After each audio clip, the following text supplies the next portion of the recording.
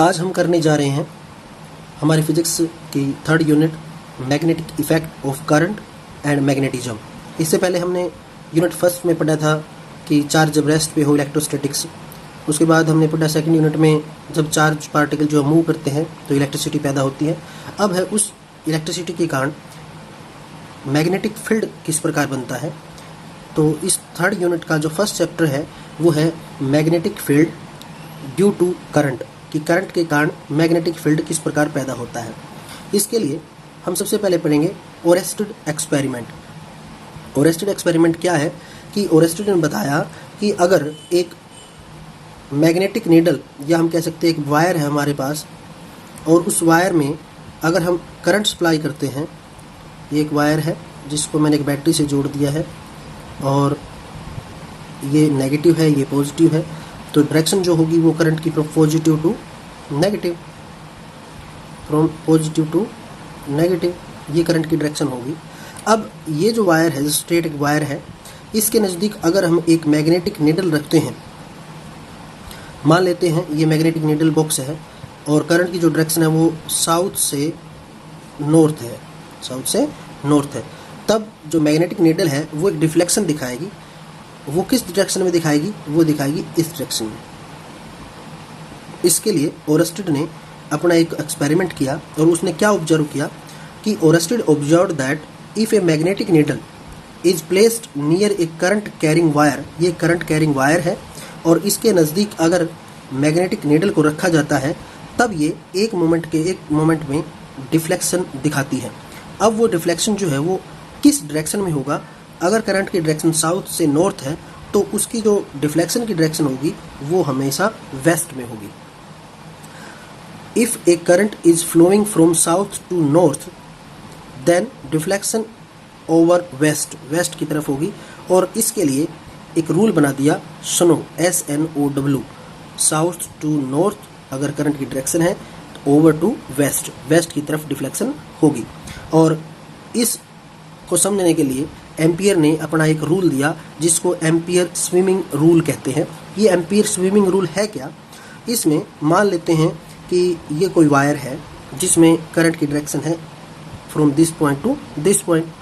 अब यहाँ अगर हम एक मैग्नेटिक नीडल रखते हैं तो उसकी डिफ्लेक्शन किस दिशा में होगी? हमें पता नहीं कि ये नॉर्थ किस तरफ है, साउथ किस तरफ है।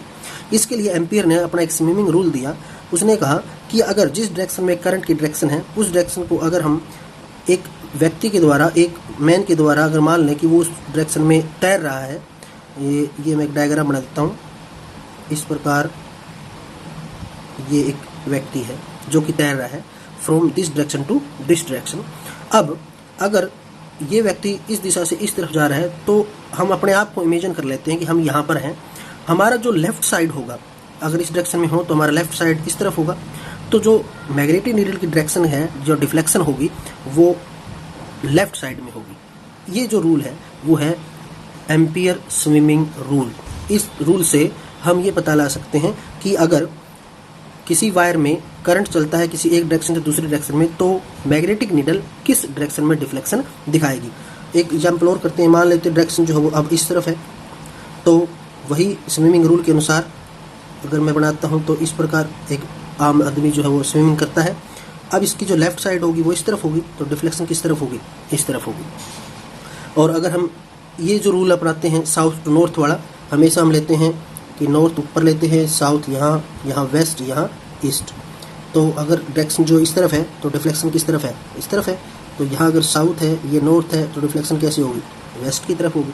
तो ये स्नो रूल भी है और ये एम्पियर स्विमिंग रूल है। तो ये ओरेस्टेड का एक्सपेरिमेंट है कि जिसमें कोई मैग्नेटिक नीडल अगर हम किसी वायर के नज़दीक रखते हैं तो वो हमेशा डिफ्लेक्शन दिखाएगी। किस डायरेक्शन में? वेस्ट या लेफ्ट साइड में दिखाएगी। अब इस एक्सपेरिमेंट से हमने जो नोट किया वो क्या नोट किया? उस जो पॉइंट है वो क्या है कि from our discussion we conclude that the various sources of magnetic field except a magnet, कि एक मैग्नेट को छोड़ के, मैग्नेट को अगर हम छोड़ भी दें तो मैग्नेटिक जो फील्ड है वो किसके कारण पैदा हो सकता है? सबसे पहले हो सकता है कि अगर ए करंट कैरिंग वायर हो, अगर करंट कैरिंग वायर होगी तो वो भी एक मैग्नेटिक फील्ड बनाती है।